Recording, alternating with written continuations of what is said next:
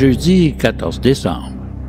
Vers 7 heures le matin, les troupes de Colborne quittent Saint-Martin dans les Jésus en direction de Saint-Eustache, où le gros de l'armée britannique s'était rassemblé. Les troupes se dirigèrent vers la rivière des Mille-Îles, traversèrent le cours d'eau à la hauteur de Sainte-Thérèse et prirent ensuite le chemin de la Grande-Côte. Avant la bataille devenue imminente, Jean-Olivier Chénier se rend auprès de son épouse et il a un long entretien avec elle. Revenu auprès de ses hommes, les préparatifs se poursuivent tout en ignorant l'importance des forces de l'ennemi.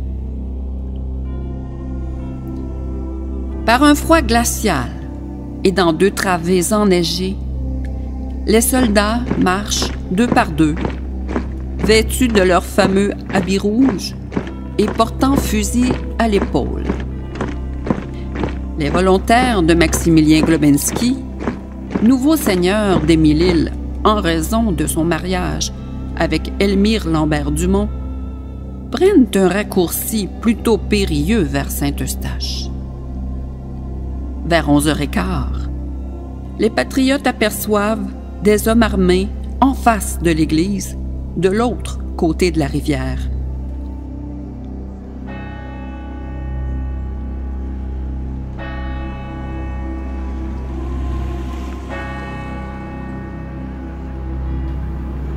À 11h15, on vint donner l'alarme.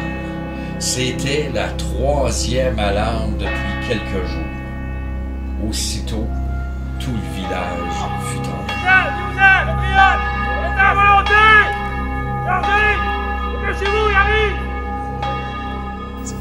Ils ont vu arriver, du côté de l'île Jésus, ça c'est de l'autre bord, c'est Laval, là. Ils ont vu arriver 1500 soldats anglais, avec les gros chapeaux de forme, avec de la cavalerie, avec des canons. Ben, dans les 600 patriotes qui étaient du côté de Saint-Eustache, il y avait 200 fusils aux 600 gaillards. Les autres avaient des pelles, des fourches et des pics. Il y en a 400 qui ont eu peur, qui ont pris la poudre d'escampette, puis qui sont montés vers Saint-Benoît, puis qui ont été se cacher dans les terres. Il en est resté 200. Vers les 11h15, les vigiles patriotes situés dans les pignons de l'église de Saint-Eustache voient de l'autre côté de la rivière, sur l'île Jésus, une bande d'hommes armés. On croit voir pour la première fois l'armée britannique approcher du village, mais non, ce sont finalement les volontaires qu'on voit, les volontaires loyalistes approcher du village.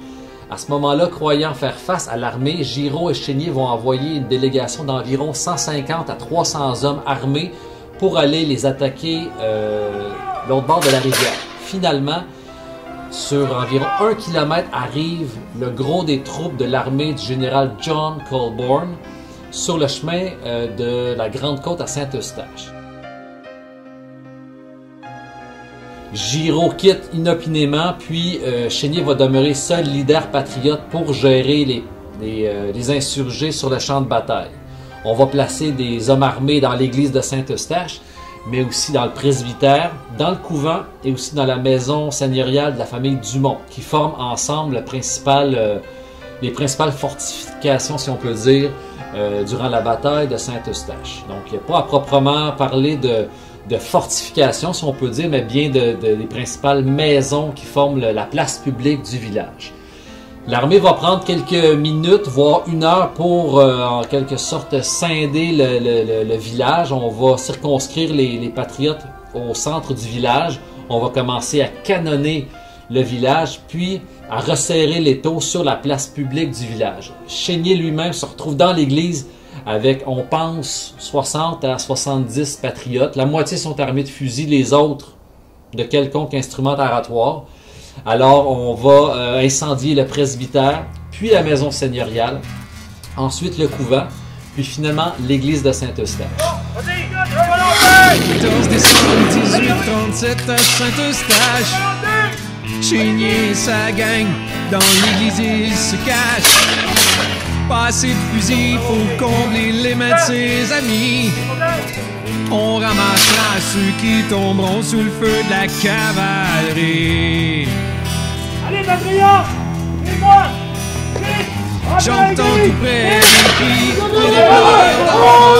pleurs qui Tout au passage, les boulets de canon sifflant. Le vieux brûlot a mis le feu depuis Saint-Joseph, ça se voit. Giro le peureux à Sacré-Cœur, à Saint-Benoît. Le docteur Jean-Olivier Chénier est dans l'église de Saint-Eustache avec environ 70 individus.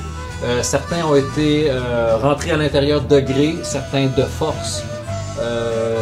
Les principaux témoignages nous mentionnent que Chénier aurait fait couper l'escalier montant au jubé, rendant ainsi prisonniers certains de ses principaux défendants.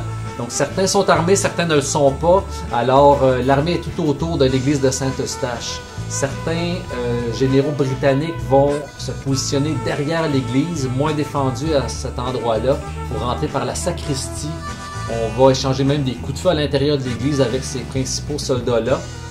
Puis un feu va être allumé derrière l'autel de l'église de Saint-Eustache. Puis rapidement, le temple catholique va prendre feu. Et en quelques minutes, tout ça va rapidement s'embraser. Donc s'offre un choix déchirant, c'est-à-dire soit de brûler vif à l'intérieur ou de sauter par les fenêtres donnant sur le cimetière juste à côté de l'église de Saint-Eustache.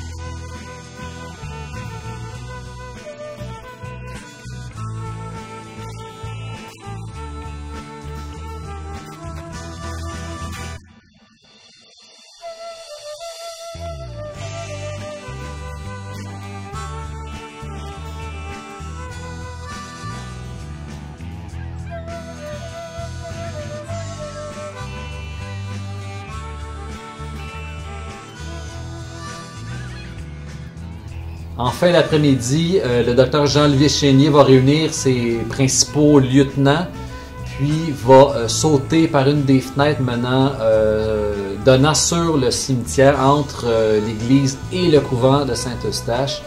À ce moment-là, ils sont 5 ou 6, puis mettant le pied au sol. Plusieurs témoignages, en fait, racontent la mort de Chénier. Il y a différentes versions. Disons, la plus répandue, la plus réaliste est que Chénier met un pied au sol avec quelques-uns de ses principaux lieutenants et reçoit à ce moment-là une balle qui va le blesser vraisemblablement mortellement. Il va faire quelques pas vers la rivière puis va tomber mort à cet endroit-là. On va retrouver son corps en fin de journée autour des 18h et on va le conduire à l'auberge Addison où on va faire littéralement son autopsie de la part des chirurgiens médecins britanniques pour constater que c'était bel et bien une balle de l'armée qui a tué le chef patriote.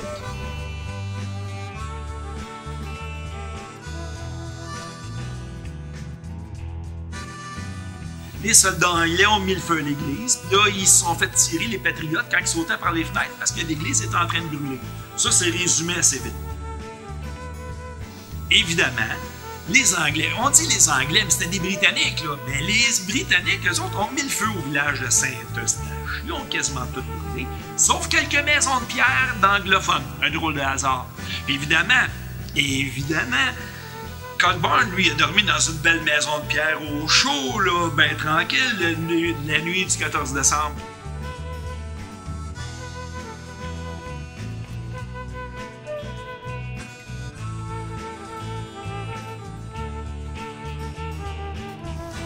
Suite à la bataille de Saint-Eustache, le 14 décembre 1837, le village, presque la quasi-totalité du village de Saint-Eustache est incendié vraisemblablement par l'armée britannique. Il faut savoir que l'armée, d'entrée de jeu, incendiait les maisons des chefs patriotes, des leaders patriotes. Bon, clairement, il y a eu débordement. Est-ce que c'est dû en soi aux soldats britanniques et ou aux volontaires loyalistes? Il y a un débat historique à ce niveau-là, c'est difficile à dire. clairement, le village, quand même, est réduit en cendres, du moins le bas du village, suite au 14 décembre 1837. Les soldats et les volontaires s'adonnent au pillage à grande échelle. On détrousse même les cadavres des patriotes tués au combat. Plusieurs mauvais traitements sont infligés aux femmes et aux enfants. Dans de nombreux cas, ces sévices ont semé la mort et la désolation dans la population. Saint-Eustache comptait, avant la bataille, 150 bâtiments, nous relate l'historien André Giroux. De plus, 118 rebelles sont faits prisonniers. Ils sont incarcérés dans le hangar d'Émery-Ferré. Jusqu'à cette triste journée du mois de décembre, Saint-Eustache, au dire du journal La Gazette du 16 décembre 1837, était un centre social et intellectuel qui n'était devancé que par Montréal, Québec et Trois-Rivières. Le joli village qu'il était allait conserver à jamais les nombreuses cicatrices infligées par Colborne, dit le vieux Brûlot, lors de la célèbre bataille du 14 décembre 1837.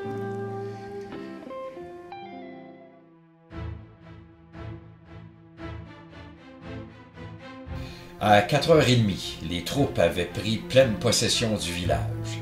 L'église ainsi que plusieurs maisons furent incendiées. La plupart des résidences du village furent victimes du pillage par les soldats et les volontaires.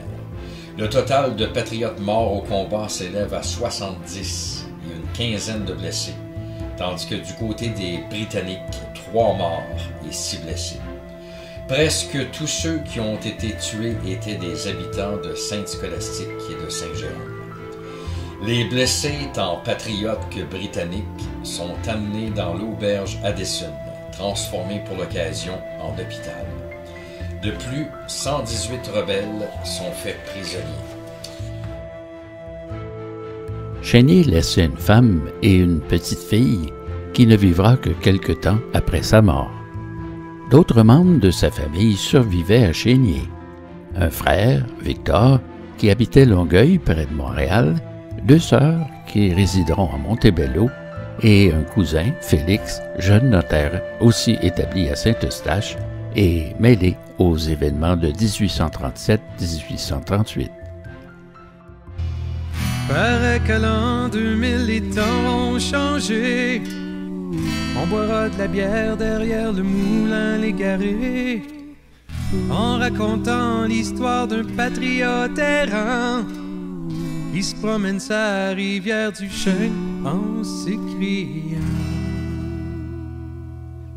Ça me fait mal, tellement mal en dedans, de voir ma patrie brûler doucement. Ça me fait mal, tellement mal en dedans, de voir mes frères vider de leur sang. Ça me fait mal, tellement mal en dedans, de voir ma patrie mourir doucement. Ça me fait mal, tellement mal en dedans, léguer mon combat à mes enfants.